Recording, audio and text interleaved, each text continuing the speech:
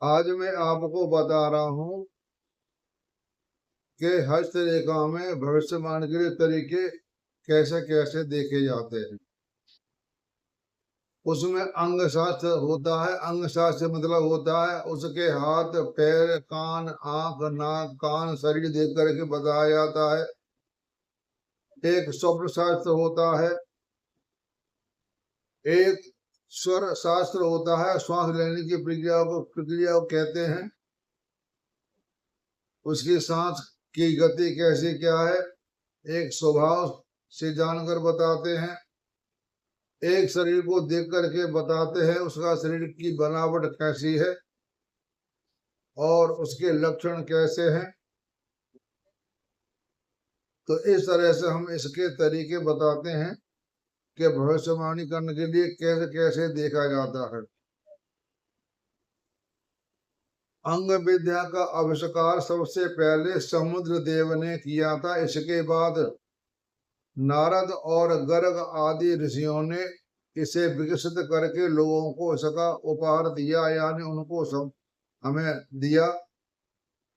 भगवान स्कंद को इस विज्ञान के संरक्षण देवता माना जाता है। ऋषि समुद्र इस विज्ञान के प्रवर्तक हैं, इसलिए इसके अध्ययन को सामुद्रिक कहा जाता है।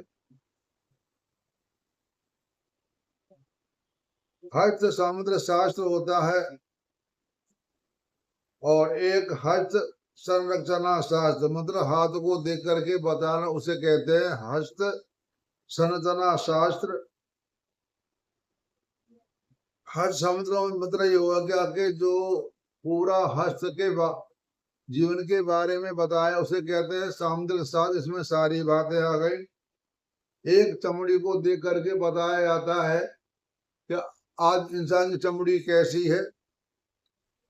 एक चेहरे को देख करके बताया जाता है। तो सबसे पहले हाथ देखो, फिर उसको स्पर्श करो, तभी बातें पता लगती हैं। अब कहते हैं कौन सा हाथ देखें। दोनों हाथों को पढ़ना चाहिए। बड़े होने पर लोग बदलते हैं और बदलाव दाहिना कर्ण जिस हाथ से काम करता हो वह सीधा या बायां हाथ से दर्ज होते हैं। यानी हमारे दो हाथ होते हैं, एक सीधा एक उल्टा। तो कौन सा हाथ वर्तमान की स्थिति को बताता है, वह दायां हाथ बताता है। अगर आदमी उल्टे हाथ से काम करता है, बहुत से मनुष्य या बच्चे होते हैं जो उल्टे हाथ से ही अपना सारा काम करते हैं, तो उसका हाथ को हम उल्टे हाथ से वर्तमान देखें और सीधे हाथ से प्रारब्ध। बाकी सीधे हाथ से वर्तमान और उल्टे हाथ से प्रारब्ध देखते हैं। बाएं हाथ में जन्मजात गुण देखे जाते हैं और दाहिने हाथ से वर्तमान व्यक्ति ने अपने प्रतिभाओं के साथ क्या किया है। तो कौन सा हाथ देखें, तो ये मैंने आपको बता ही दिया कि हमेशा हम जिस हाथ से काम करते हैं वही होता है जो वर्तमान का रिकॉर्ड करता है। जो हाथ निष्क्रिय होता है वह हमारे जन्मजात प्रगति गुणों को दिखाता है। उसके बाद हम उंगलियां देखते हैं, उंगलियां देखते हैं, हथेली देखते हैं, कलाई देखते हैं और सभी परतों के क्षेत्र देखते हैं। हथेली यानी उंगलियों के आधार से लेकर कलाई तक हाथ की पूरी सतह, हथेली की यानी यहाँ से लेकर के यहाँ तक इसको नापते हैं, फिर यहाँ से यहाँ नापते हैं। उसका नाप लेने के बाद हम उसका निर्णय करते हैं। हमारे जो उंगलियां होती हैं ये चिन्ह ये कभी बदलते नहीं है। यहाँ चक्र पर्वत संघ तीन तरह के होते हैं। जिस उंगली पे चक्र होगा तो ये मैं आपको बताऊंगा कि कौन सा क्या काम करेगा। चक्र जो होता है स्वयं काम करने वाला होता है, चक्र जो बना होता है वो आपको मैं सारी बातें बताऊंगा। लूप होता है, लूप के बारे में बताऊंगा। ग्रुप में काम करने वाला आज जिसकी उंगली में लूप का चिन्ह होगा वह मैं आपको वो भी बताऊंगा, सारे नक्शे से समझाऊंगा। और उंगली का बीच का पौर, जो उंगली बीच का पौर होता है ये होता है बीच के तीन पौर, एक दो तीन पौर होते हैं। बीच का पौर होता है वो योग्यता बताता है, और शीर्ष रेखा लंबी होती है वह भावता बताता है। मोटा अंगूठा होता है किसी प्रकार का फैसला अपने हाथ से लेने वाला। चंद्र क्षेत्र में खड़ी लाइनें होती तो यानी घूमने फिरने का शौकीन होता है। तो ये मैंने आपको सत्संग में बता दिया कि भविष्यवाणी कैसे करना चाहिए। तो बहुत से तमाशबीनों के मनोरंजन के लिए भीड़ में हाथ कभी न देखें। किसी एक बात पर ध्यान केंद्रित करने की बजाय पूरे हाथ का विश्लेषण करें। पूरे हाथ का, हाथ पढ़ने से आने वाली चीजों का पूर्वानुमान लगता है, बशर्ते अपने वर्तमान तौर तरीके जारी रहें। सही दिशा में निरंतर प्रभाव को हाथ के शुभ चिन्ह बने रहते हैं। अपमान या हतो उत्साहित करने वाले शब्द वर्जित हैं। उल्टा सीधा न बोले, अपना स्वभाव नम्र रखें। हर हाथ को इस भावना के साथ परखें कि आप व्यक्ति को लाभान्वित करना चाहते हैं। अपने ग्राहक को बताएं कि उसके साथ क्या होने वाला है, लेकिन हमेशा सुधार और प्रगति के लिए सलाह के शब्दों से साथ कमजोर क्षेत्रों को मजबूत करने के लिए तरीके बताएं। कोई हाथ में कमी, उसको ऐसा ना कहें कि तेरे हाथ में ये कमी है। कोई कमी है तो उसको सुधार करने के लिए उसको बातें बताएं।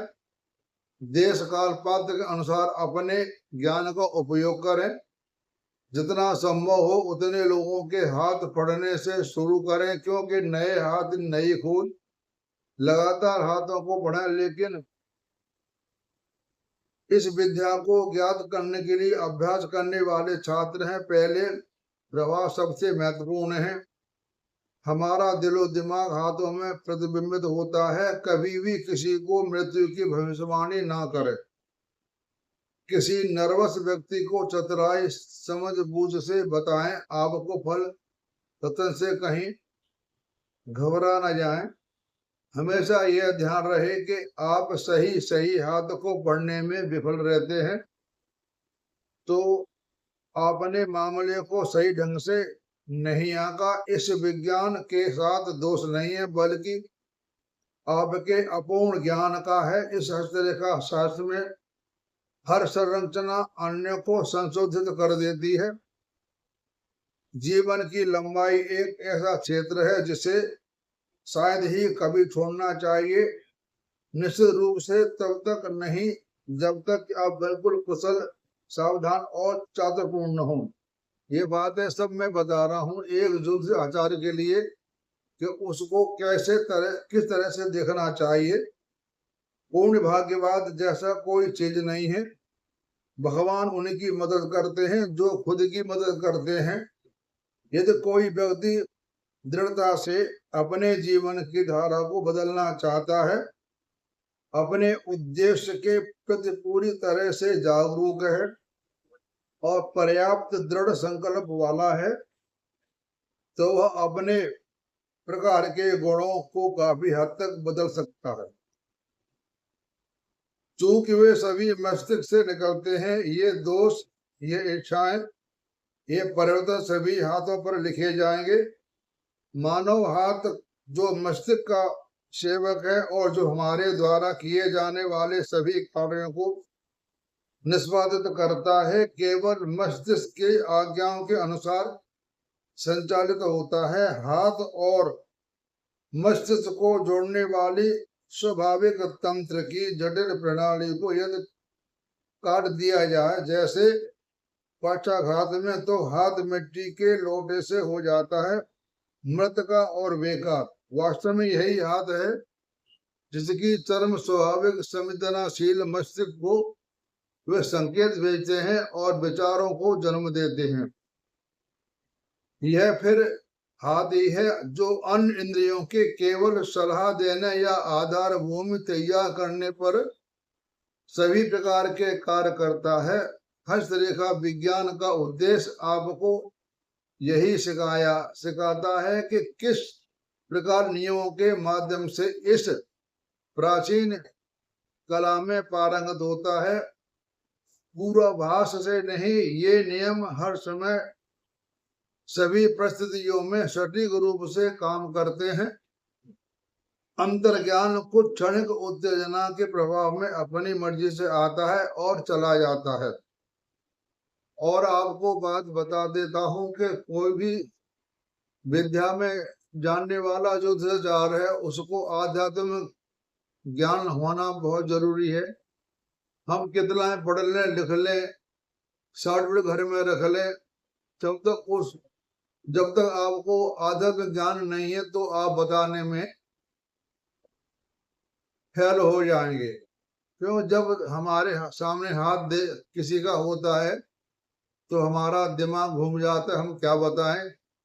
इसलिए आप किसी को गुरु बनाएं और भगवान को याद करके उसके हाथ को देखेंगे तो आप हाथ देखने में जो आपसे मुंह से वाणी निकलेगी वह भगवान के ही से बोला जाता है। आप भगवान अपने इष्ट देव को याद करके उसका नाम लेकर के हाथ देखें तो आप हाथ देखने में सही निपुण होंगे और कोई बात आपकी गलत नहीं होगी।